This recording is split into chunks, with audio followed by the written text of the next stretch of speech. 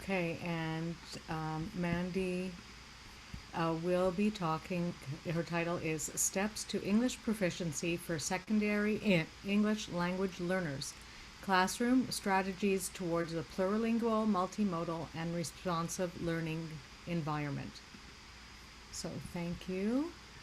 Yes, thank you. And what a way to end the session. Feel really fortunate for all of your support and for staying on and to see some familiar faces. And also, I thought it was really interesting for me to follow the previous presentation as we think about how to support English language learners through the different curricular topics. So, in an Ontario context, one would normally use the STEP document in order to determine which accommodations we would provide our English language learners. But I'm going to start off with a little bit about me. Before becoming a full-time grad student, I had the opportunity to work in different roles related to serving English language learners as a teacher, as a newcomer teacher assessor, as a vice principal in a school with a large number of English language learners, but also, I guess, most pertinently, as an ESL curriculum consultant. And during this time, a main responsibility was how to implement STEP throughout the large GTA board that I was working at. So at this time, I was able to bring together some funding, as well as different educators, students, teachers from two different high schools to explore language learning and identity through a multilingual, multimodal, and a project-based perspective. So this is where I'd like to start off our journey with you. A few theories underpinned the project, including, of course, project-based learning and Dr. Cummins and Dr. Early's identity text, in which students bring who they are into the learning. So here we led the students through anti-racist learning processes and storytelling approaches. So through this process, we observed an increased level of personal investment and literacy engagement as students began creating and sharing their stories, just as the theory had claimed. So, as the stories unfolded, teachers and students began to know one another more deeply and built a stronger sense of community and belonging. Um, Another part of having an anti oppression stance included creating a plurilingual learning environment in which all of the students' languages were seen as valuable and a resource to be centered. So here we found Garcia's translanguaging pedagogy to be really useful. It provided strategies on how to be linguistically inclusive and specifically naming how languages are tied to power and social value. We observed that students began to collaborate in all of their classroom languages, from brainstorming to problem solving. They began to develop a curiosity about how languages represented different worldviews, and where it was once uncomfortable or seemed pointless to use their home language, particularly if that student was the only speaker of that language, students did begin to develop that comfort to use it in open discourse. And certainly, home languages were used for translating or as a scaffold to learning English. But I think most importantly, they started translanguaging in order to express who they are and the different worldviews that come with it. Another main theory was multimodality, or how meaning is encoded in multiple ways, such as speech, gesture, tone, color, images, sound. And multimodal communication is really inherent in our everyday communication. But as we move from communicating via the page onto the screen, it becomes even more so. So here, our students engage with the elements of design, photography, and art processes to explore how they might express their feelings and stories of who they are. They layered symbols, colors, words, images, and YouTube recordings, which culminated together in a gallery and an ebook in which their oral stories were recorded and published. The possibilities of multimodal expressions were made easier through digital mediation and mobile technologies. For example, we used an app to blend art and photos together, another one to add voice recordings to the artwork and poems, another app to create an e-gallery so visitors can explore virtually, which made all of the pieces come alive. Digital mediation enabled us to expand our literacy practices, create higher quality work, increase collaboration, especially since we were working from two different school spaces, and allow us to share the work with a wider audience. So while many of the students already know how to use their devices, it was really an opportunity to sharpen our communicative repertoire in modes so that they can become more aware consumers and intentional producers of meaning and messages. The project had culminated in this ebook with recordings and artwork that added to the aura of authenticity. We also hosted a community installment at the local library and a virtual reality and virtual 360 experience that made it possible for families of international students who are overseas to continue to participate in the work. And you can explore the work some more through the link here. As you can see just from these little Twitter snapshots, students received positive affirmations of who they are via the installation in person and online. They were really excited because CBC News had also followed the story, and they really heightened their sense of pride that what they have to share is important, and it provided another platform for authentic communication. We had also invited community members to join us, and their responses enabled students to see the power and importance of their work. In the community installation, our guests interacted with the students' stories in different ways. iPads were provided, and there were pieces where visitors contribute to the installation itself. So I saw a positive identity affirmation when our elementary school visitors came to the gallery, and they were just so full of joy and pride when they recognized their home languages represented in print and in audio format. So they would yell out things like, "Oh, I know how to read Chinese," or "That's Urdu, I know Urdu." They started translating some of these stories to their friends who didn't speak that language. And we saw just how proud they were when they started writing in their languages right within the interactive art piece, leaving heartfelt messages of encouragement and reflection for our student artists and our community members. So this learning was really profound to me, and it really sparked excitement as an educator. At the same time, I was at York University completing my MRP. So it led to my MRP research, which analyzed 4 guiding curricular and policy documents. And I do think analyzing policy documents can be exciting and interesting, where I searched for evidence of multimodal and multilingual project-based literacy learning within these documents.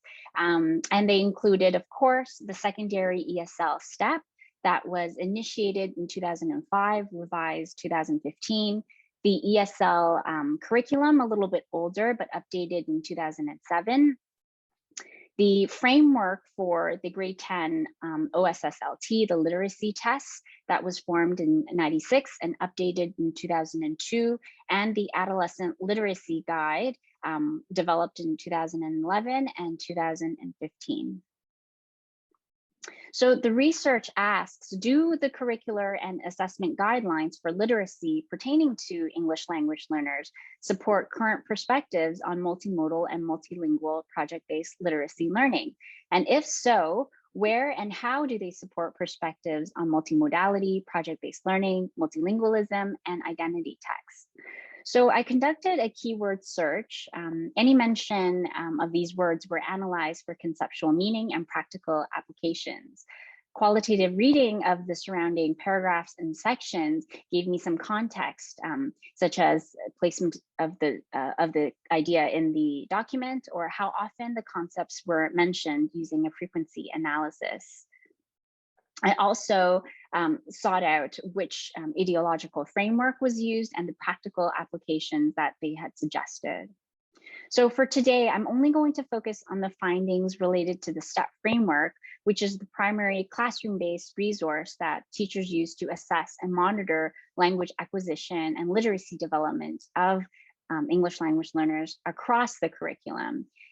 They are 6-step continua to measure the development in the areas of oral language, reading, and writing for different grade provisions. There's a set of continua for learners in the ESL program and another one for the ELD program, English Literacy Development. It also comprises of two components, the initial assessment and the ongoing assessment. I specifically focus on the ongoing assessment for secondary ESL learners. So this framework is meant to support all teachers in planning and programming decisions, differentiate instruction and assessment, be accountable to the language and literacy learning for students, determine provisions of legislated accommodations and modifications, as well as make decisions regarding discontinuation of English language learner support. A big part of the project and a big part of the funding access is to support teacher learning in using the step continua. We use the descriptors to determine patterns of where the students were in their English language learning throughout the project and to determine future language goals, as well as the language scaffolds needed for the activities we designed to determine our understanding as well of how students' English language abilities had grown over that period of time. This document is particularly important because it grounded a professional learning. It provided a common language and understanding of how to teach English to secondary English language learners. We were really excited that this resource could embody what the ministry claims as its vision of the English language learner, that their identities and languages matter and that they were viewed as competent and whole people. However, a closer look at the documents found that current conceptions of language and literacy pedagogy, like those that were so exciting for us in our project, were only minimally and implicitly mentioned. For example, multimodality was unnamed. Even the term, the older term multiliteracies did not appear.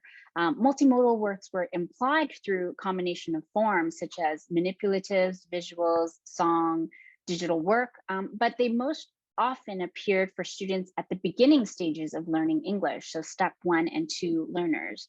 This suggests that multimodal texts in the forms of visuals or gestures are primarily used as a scaffolding strategy and not a goal in itself.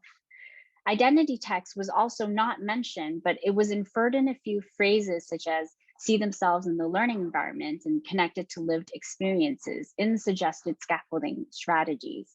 However, the expectation is that students take on the initiative and responsibility to make these personal connections themselves, and once again, only appeared for students in the early steps. In terms of multilingualism, plurilingualism, or translanguaging, it was mostly referred to as first language or the L1, or non-English languages or prior literacy knowledge, which reveals a binary position of English and non-English and is a bit inaccurate as many students learn multiple languages as their first languages or has a dominant language that is not their first language. So use of L1 or non-English languages are once again mentioned only at the beginning stages, suggesting that multilingualism is really meant to be used as a scaffold. For project-based learning, it wasn't quite used often in any meaningful way in STEP.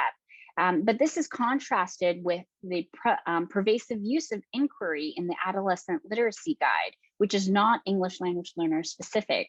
So this suggests an ideology that language learning of English as an additional language for newcomer Canadian students is best dictated and directed by the teacher, and that inquiry is only possible once you've acquired enough English. So I only have a few minutes left, but I'd like to leave you with the conclusion that these curricular and assessment guidelines do not explicitly support current perspectives on multimodal and multilingual project-based literacy learning, and that it perpetuated fixed and dated notions of literacy and language. For example, even the separation of reading, writing, listening, and speaking as discernible skills, or the decontextualization of grammar separated by different levels. As part of my research, I did set forth a number of recommendations, of course, including updating some of the curricular documents. I do also want to point out, just given the context of today, how important it is to recognize that we're in a time of truth and reconciliation and decolonizing our education system. So in this spirit, I think a part of it needs to focus on the relationships between students and all of the people in that classroom environment as part of a revisioning of what these curricular documents could look like. And of course, finally, in the context of COVID-19 and how schooling is inconsistent and constantly changing, I think we need to reimagine what the possibilities are in supporting English language learners in the coming school year. As someone who implemented STEP at a public school board, I think I really do have a privilege of working deeply with this resource. While I'm critical, I really do believe in its capacity to be improved and how beneficial this resource could be in grounding our professional learning and providing targeted supports. However, I think it is an understatement to say that public health measures and the uncertainty of school closures present challenging learning environments, and the teaching strategies we have once had success with no longer applies. So things like masking limits our visual cues and makes it harder to understand, even in person. Social distancing means that group work and discourse becomes more limited, and manipulatives and tools are no longer shared. So it makes creating a shared experience really tricky. The switch to virtual learning, so you'll see this wall of black boxes with only the student's initial, makes it really difficult to build these relationships, have sidebar clarification conversations, and even really basic strategies like think, pair, share has to be re-envisioned so that we can actually build more robust oral discourse. Right now, it's a lot of discourse between like teacher, student, teacher, student. So I think we really are at an opportune time to reimagine what schooling and accommodations for English language learners could look like. So I'm going to leave it at that. I hope that gives us enough time for us to open up to different conversations. And thank you for having me.